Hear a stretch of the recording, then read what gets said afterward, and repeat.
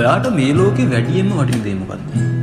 මට නම් සුවඳ හාදු දුනි සතපාලා යහනාවේ මාවා සුවඳ හාදු දුනි සතපාලා යහනාවේ මාවා පින්සාර අයගේ තුරුලේ සනසේ රජුන් පවා ඒ දරුවෙකුගේ පනවැනි උත්තම අම්මාගේ ආදර